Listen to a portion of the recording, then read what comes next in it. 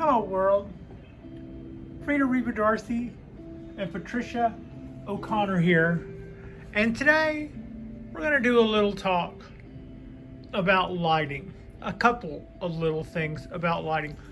This is going to be our Monday drop on the Bonsai balcony, and it is also going to be our 250th video. So it finally, it's late in the afternoon and it's cooler. We finally got a break in our really extremely hot weather. We had like a week of 90 degrees, 90 plus degrees. It was, we have these little microclimates in the Bay Area, and you can just, like, in the course of walking 10 blocks or something, see a fairly significant change in temperature. It's just, I don't know, it's just funny the way things are here. But if it was 90 anything on the ground, I'm 4 floors up, and my little patio window there is it. It's so temperate most of the year.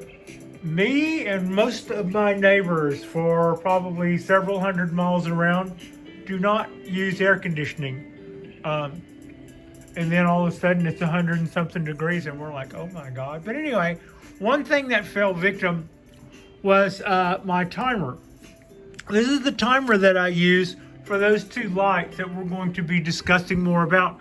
On the balcony, I use artificial lighting to supplement, would be one way to say it. Another way to say it is I feel more vulnerable to other elements the farther out on the edge I have my lights. And for that reason, I am not just supplementing the lighting. I'm primarily, if you look, most of my lights, most of my trees are dead under 2 rather large full spectrum LED grow lights. Now, the advantage to LED grow lights is if you've ever replaced any LED bulb, you see what we see in the hardware stores equivalents. It's a 60 watt bulb equivalent, but it only in fact uses 13 watts or less or something like that. And the other thing you notice is they don't make a whole lot of heat. Well, in this case, those 2 guys aren't equivalent. So they are what they say they are. Because they're so much more efficient, they just got a whole bunch more of them and just bump that light right on up. So those lights they are 740 watts a piece, which means those lights will utilize 7.5 amps.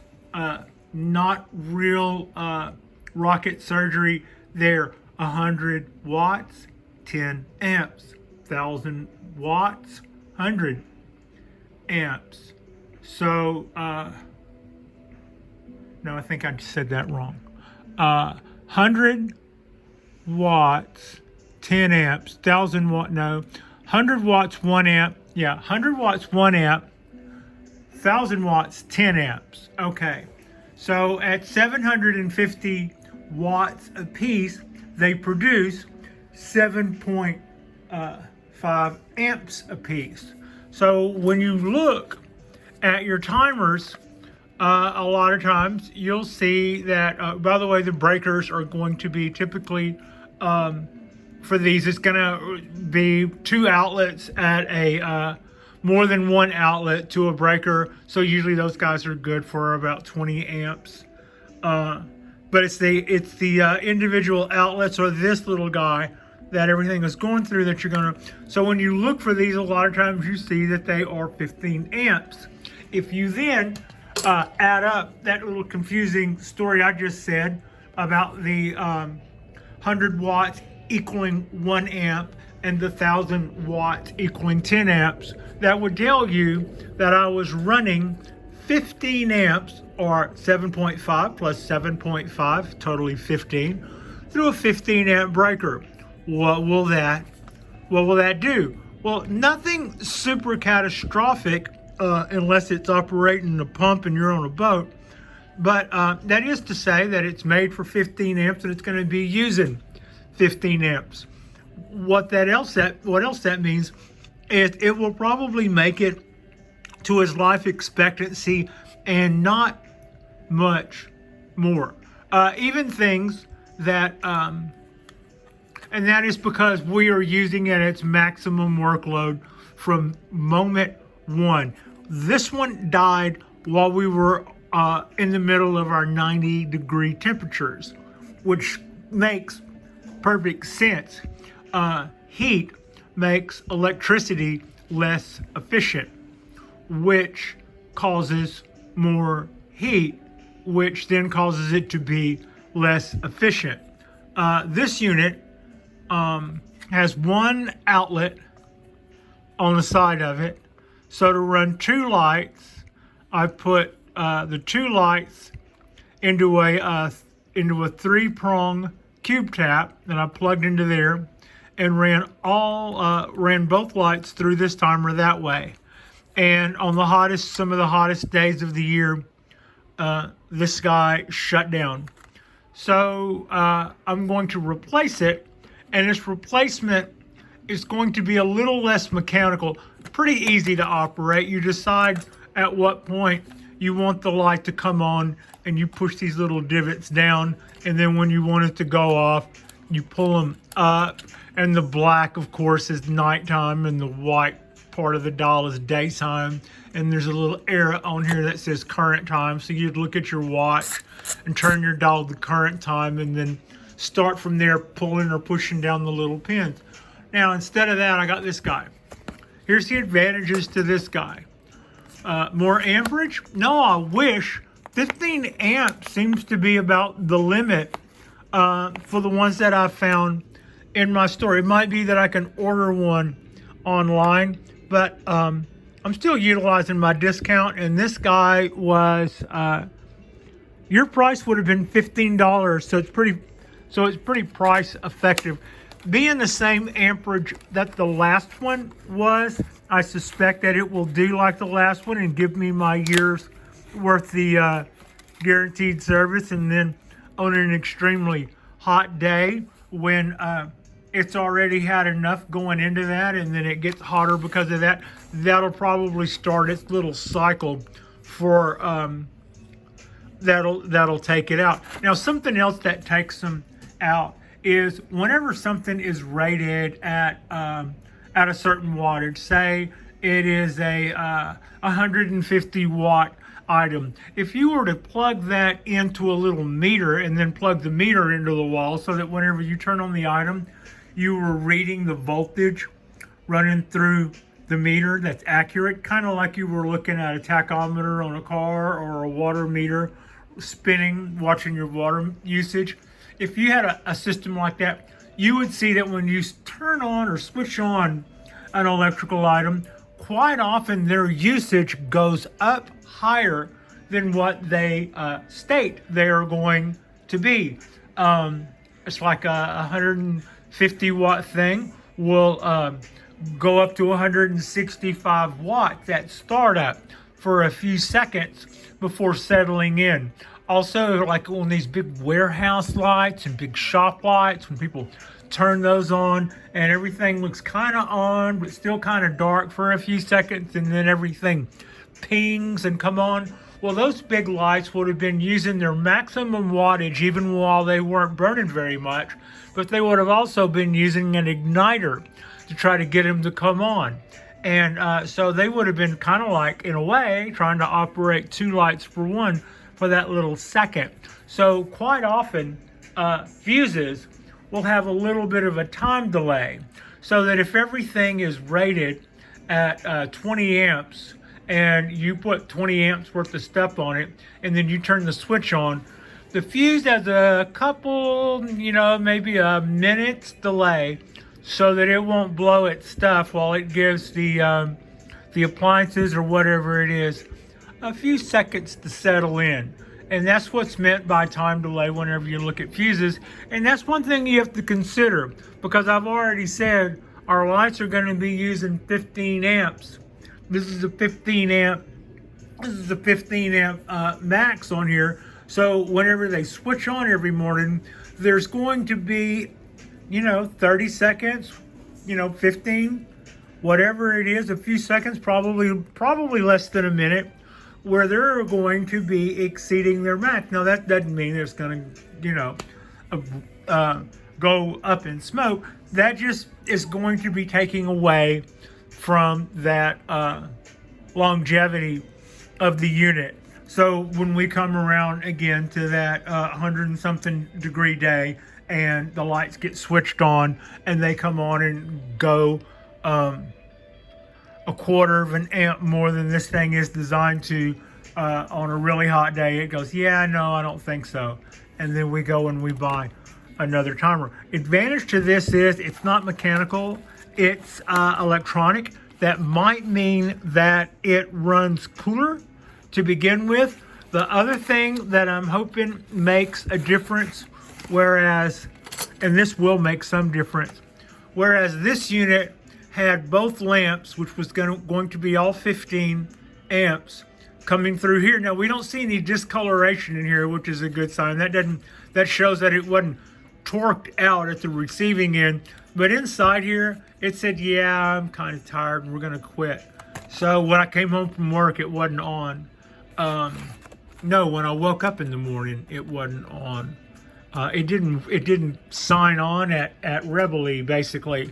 So this one, that is different in that one, it's digital, not analog. Maybe it'll make less heat because of that, not necessarily just because of that, but maybe because it's not a mechanical device, it will hold less heat. Also, it has two outlets. It has one on either side. That might make it a pain in the butt because it's way more programmable than this one. I might have to set both, I might have to, the directions and the whole bit, and make sure that both sides of it are doing what they're supposed to be doing at the same time when they're supposed to be doing it.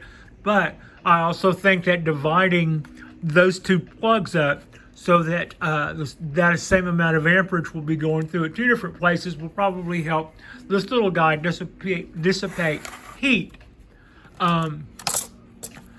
better than this guy dissipated heat. Now this guy did a really good job and did exactly what I needed it to do for a little over a year, and it gave out on a very predictable day. I don't think you could open this back up and repair it. It might be that it has an inline fuse in there, but for the safety and well-being of my household and stuff, I wouldn't want to. I wouldn't trust it. This is a warranted, not a warranted, but this is kind of a UL tested thing. As long as it's working properly, this is not going to cause anybody any problems. Now that it's a faulty item, that would just go to the old discard. I'll keep you posted. Once I put this in line, I'll keep you posted as to how easy it is to set up, how big of a pain in the butt it is to set up. One other thing about it though is even though I have to program it, with my little keypad here instead of just lifting tabs, and yeah, that means I have to do that thing where I read the directions, and that's not always my favorite thing either. Aside from that, it has a battery inside of it, so that once I have got some programming going on there, if we have a momentary power outage or I unplug it for a second and plug it back in, I don't have to reset everything that I typed in there. It'll have memory on that. So, having said that, let's move on to our lighting. We use a couple of things to light here. We use the sun, and we use these two lights. This weren't the first lights I put here. I had some lights that I had from a past hobby.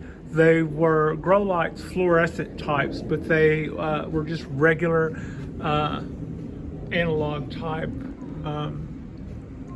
fluorescent 4-foot grow lights, 2 fixtures. So at first I tried with one to see how I liked that, and I was quickly thinking that I would come up short So rather than spend the time to see whether or not my trees look anemic, I just decided to go large. There's several reasons behind this. One, this is a south facing balcony.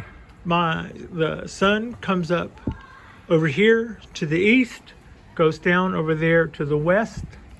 I'm not using the rail there. That's kind of against the rules in the apartment. They don't want plant. Everybody does it. We can kind of get away with it, but I decided not to risk it.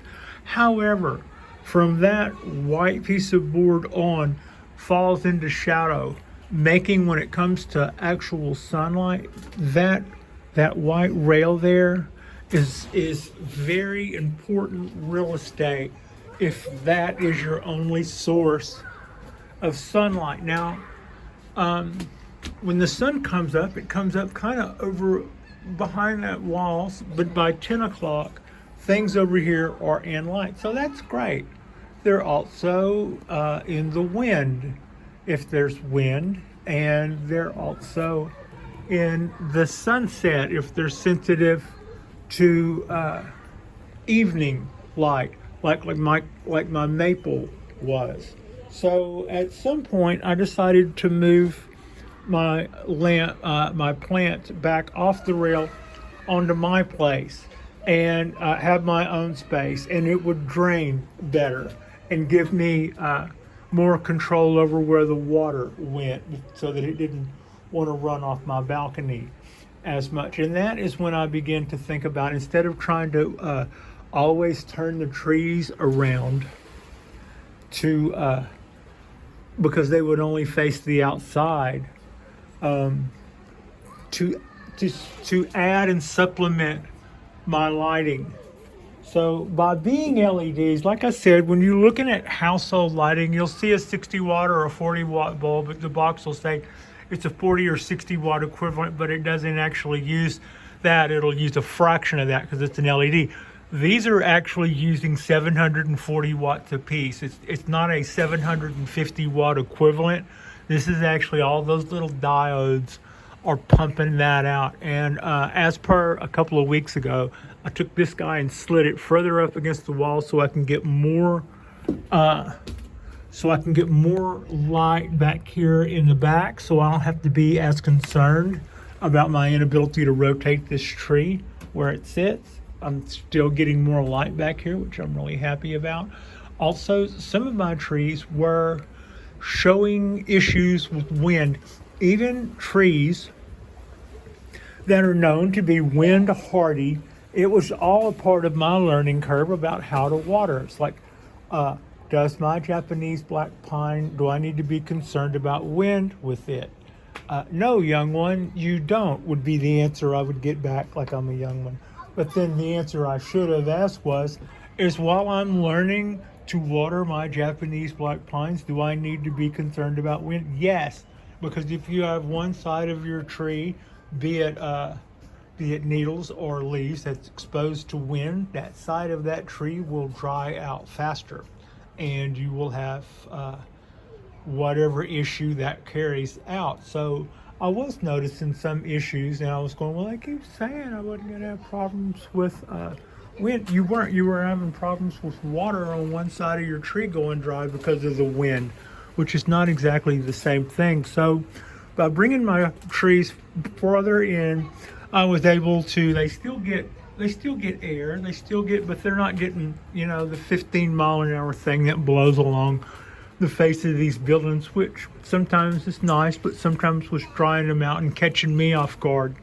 And that's kind of what was going on there. So I felt like by bringing them farther in, I was able to have more control over my growing environment as long as I bumped up the wattage. Now, is this necessary? I know it is to some extent. I don't know if I'm over what is or not. The problem is the light doesn't reach in for part of the year. When it comes to I'm not talking about these lights. I'm talking about Del Sol, the sun. Like I said, this is a nice south-facing balcony.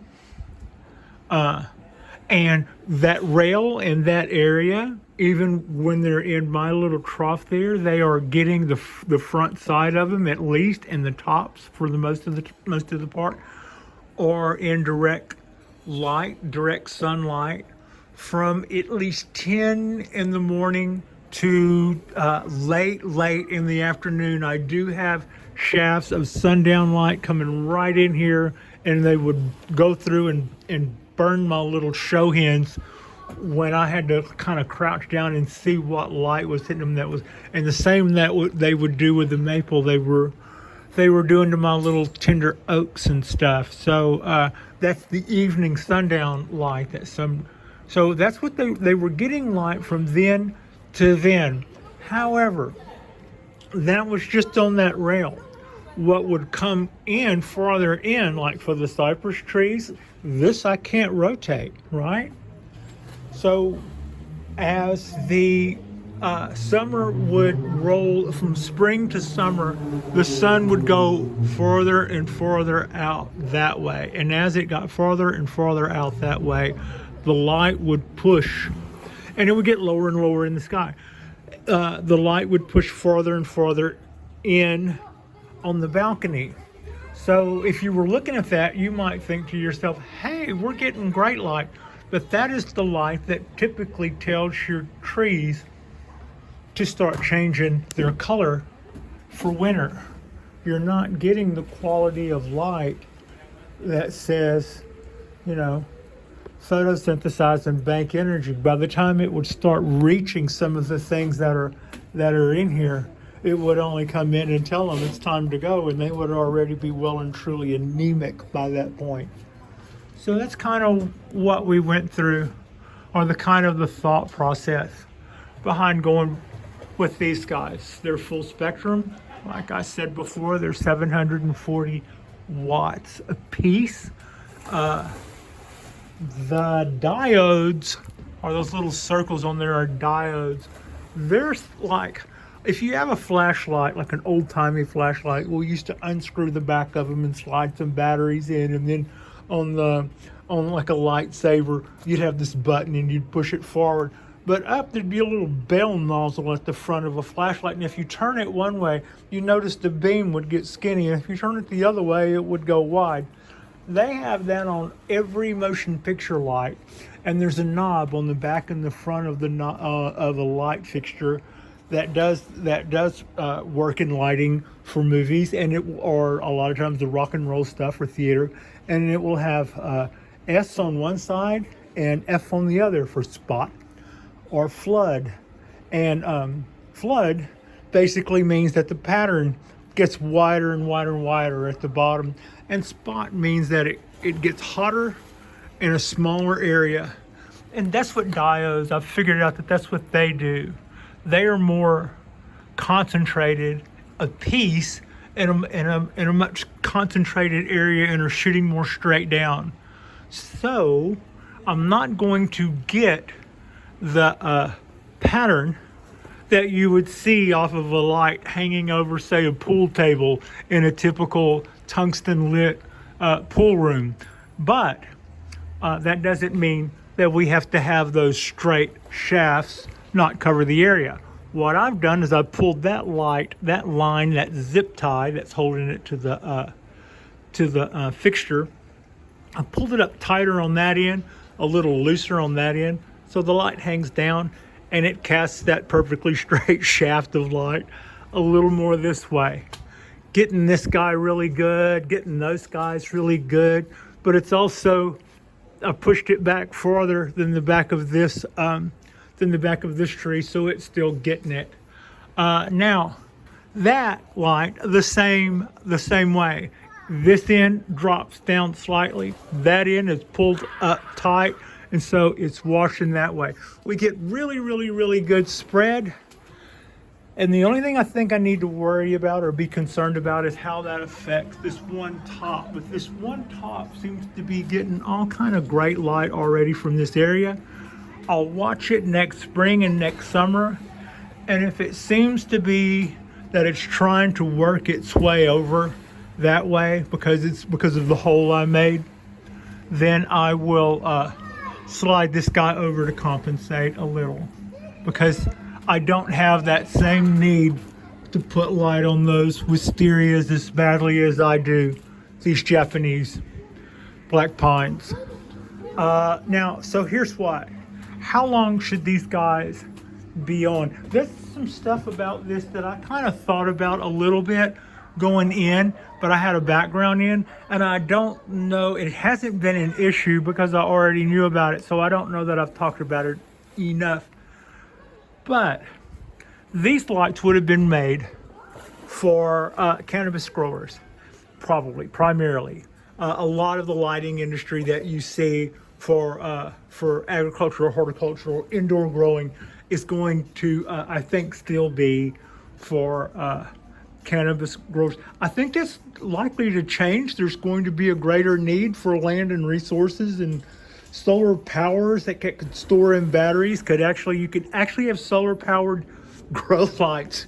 If you think about it, that's just like the dumbest concept in the world on its face, but there actually is some sense to it. Anyway, but here's the thing about it. When I got my Japanese black pines, I had already had some oak trees, and I had already had some cypress trees, and I had already had my Dawn redwood. And those were, and I'd already had an olive. I had and gave away an olive about a year or two ago. And those are all high demand light trees. So when it came time to get a pine tree, I knew that I was taking a little bit more of a financial jump, or a little bit more of responsibility than I was doing with the oaks. And so I asked, I was like, so I have a south facing balcony. I've got light most of the day. I think it's going to be great. And the answer I got back very quickly from a person who didn't want to screw up the sale of the pine tree they were about to sell me was, you need 6 hours of direct light a day for this tree.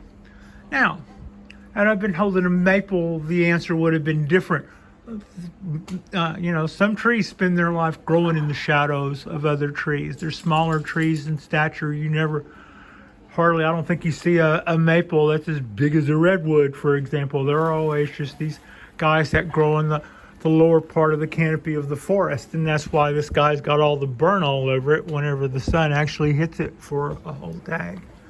So when it came to the pines, the answer I got back in no uncertain terms was 6 hours.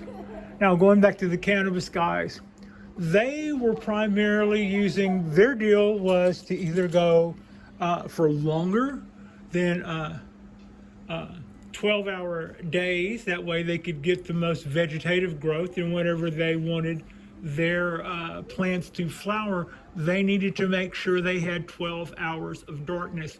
So typically that means you would grow plants a certain 2, 3, 4 feet high on a 16-hour timer or something, so that you could get them to do that fast. And then when it came time to make them flower, they would double their height and flowering. So you would set your timer to 12 and 12, and it would be 12 hours of sitting in the dark, 12 hours of daylight. Later, some of these guys found out that it wasn't so much which photo period, but it was the 12 hours of dark. So it's like it's a grow room is your own planet, and you only have a 24-hour day if you say so. If you want 16 hours of daylight and 12 hours of dark, you can do that. It was the 12 hours of dark that was more critical in that photo cycle to get them to do what they needed to do. So that little bit of a cheat could get you the most yield and have the plant do exactly what it was supposed to do. So these guys are lucky for me for that reason. These guys are designed to work long hours and hold up, and they've been doing that. And they have they make no heat. I quite often brag that I see little birds sitting on these guys. If there's somebody there at the bird feeder, somebody might be on top waiting for their turn. So what that means basically is I can count on a certain amount of sunlight. I can count on a certain amount of ambient coming in. Can I count on the amount of hours a day this tree and this tree needs, and this tree and this tree needs to stay alive and healthy just off that 365 days a year? I'm not sure. Not all of them. Maybe a few of them that are out there if they're rotated and the wind behaves and I'm on top of everything else. But if I want this much area, we needed to increase our setup. So how long do these guys need to be on? Well, they're not cannabis, so we're not doing the 12 and 12, or we're not doing the 16 and 12. What we're doing here is we're making sure that the trees know when it's fall, when it's winter, when it's spring, and when it's summer. And we do that by letting these guys come on after the sun comes up and they've already seen ambient. And we turn them off before the sun goes down. And we turn them off before the sun goes down so that the trees will see twilight and they'll know when it's fall and they'll know when it's spring. And if we let the sun can dictate the timing of our trees, we won't throw them some weird curve with artificial lighting. So they don't need to be on over 6 hours. Also, under that, you might be under lighting your trees if they're truly the sun hungry. I mean, these cypress trees and these guys, they would just as soon be in Florida. You know, they would just as soon be in it full bore. So now, is this enough lighting for them? It is. How do you know this is enough lighting for them?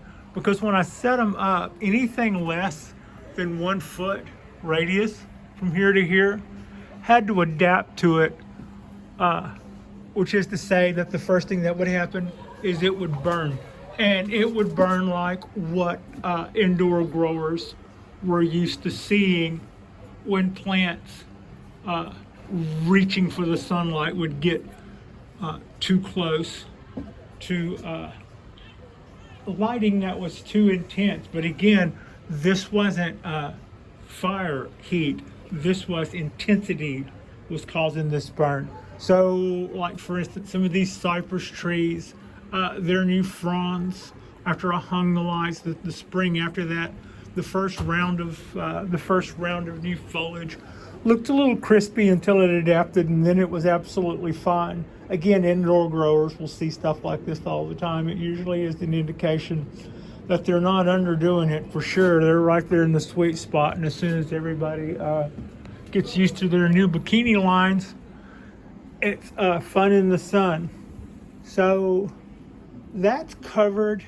Kind of like I would have these guys on for about 6 hours. Also, my neighbors would probably appreciate it. I keep asking them, nobody ever says they see anything, although with the blinds closed, I sure do. You can definitely tell when those two babies pop on in the morning.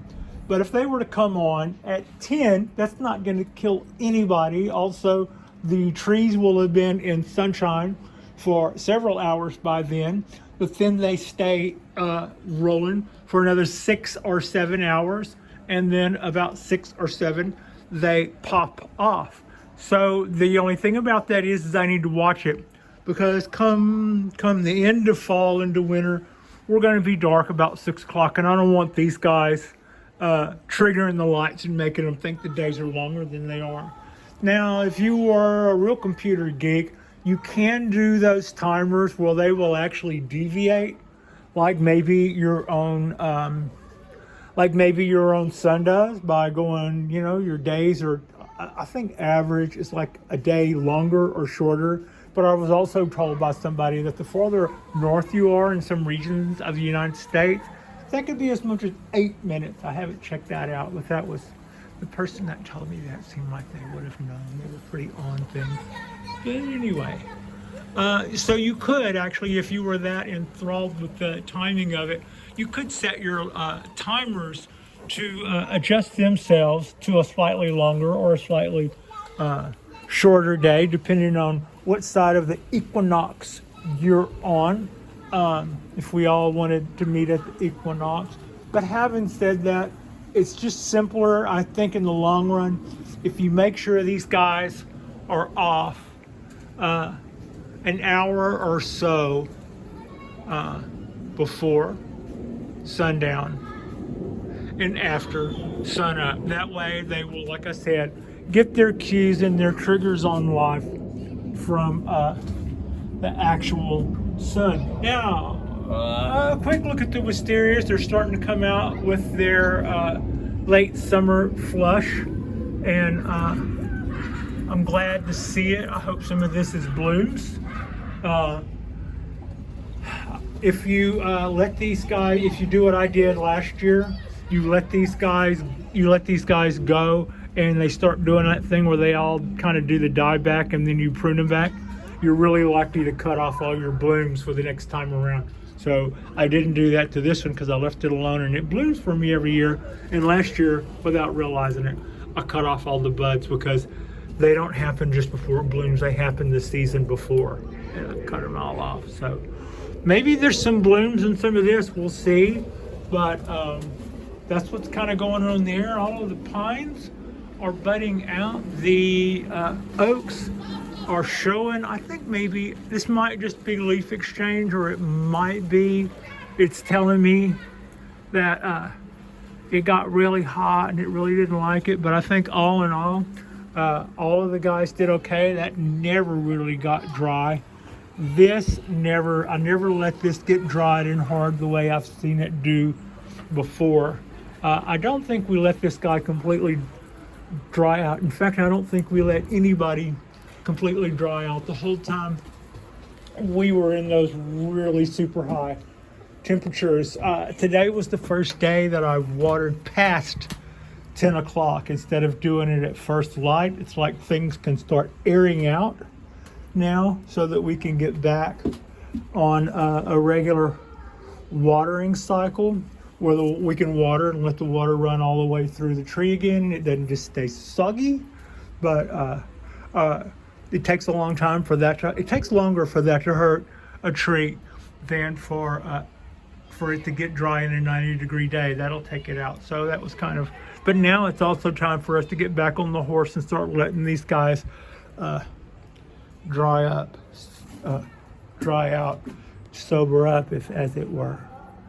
So yeah, that's what's got us going on there. That's a little bit I know about lighting. I would say that if you have a setup similar to what I have, you won't necessarily need this much lighting. But I already had a little bit invested in some of these trees. I wanted to make sure that they wanted for nothing, and these guys aren't the typical ones that you see people play with indoors. Those are mostly tropicals. I could probably get away with bringing my tiny little bougainvilleas. Those could be indoor bonsai.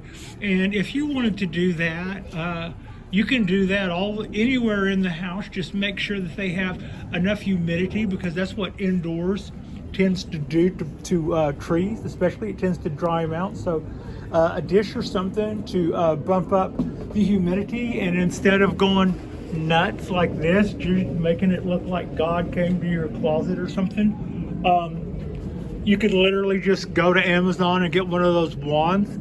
I wouldn't suggest that you use one of those to think that you're going to get a whole lot out of it.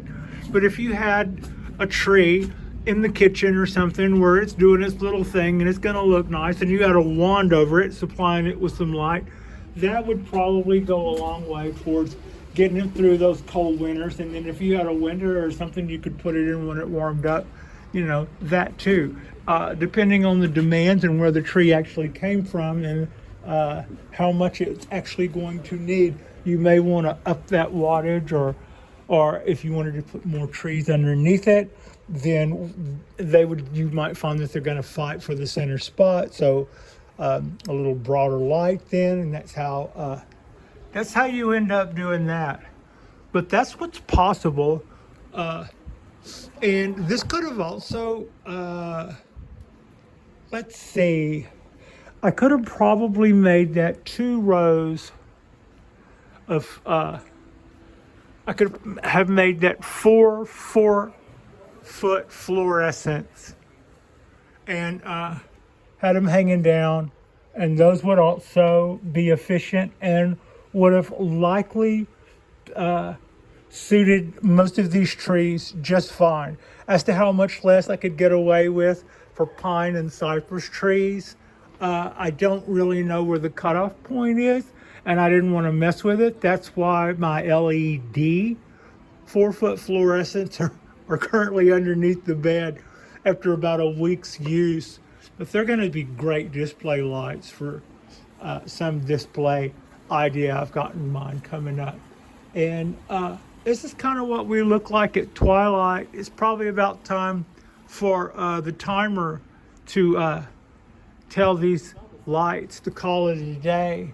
But the timer, as you just saw at the beginning of the video, is back behind me, still sitting on the table, not quite knowing what's up yet. But so I guess that makes me the timer. Here's some flowers. So yeah, there we go. That's our Monday drop for the bonsai balcony. And all of our trees appear to be on the other side of all of that really super high temperatures. I saw something today that I don't think I've ever seen before, and that's a hurricane on our side. They're usually on the other side where they belong. It's like they freaking followed me over here or something. But yeah, so I hope we don't have that to deal with. I mean, we have earthquakes. Other people have other things to deal with. We don't need both. But and fires. But anyway, that's going to be our little gig for today. That's pretty much everything that I could think of to tell you about lighting. The LEDs are a really nice way to go. They're pretty okay for the planet for what they put out. They don't increase heat, so that they don't increase entropy. So the order in the universe is just a little more so because we run LEDs. I used to hate LEDs because they didn't have enough variation to the color. Now that's no longer an issue. They just outlast everything and don't use a lot of wattage and produce more wattage for what they do use for the same amount of wattage. And I'm their big ally. I'm like, yeah, I'm all about it. So, or lighting in general. Like and subscribe if you guys haven't already. We will put out another post on Wednesday. My Wednesdays and Thursdays are getting crazy again, and they've been kind of crazy, but I'm starting to get back into some sort of swing. I just had to do a double over the weekend to make up for all that super nice lollygagging that I was bragging about being able to do last Monday. So yeah, that's got us. And thank you so much for watching.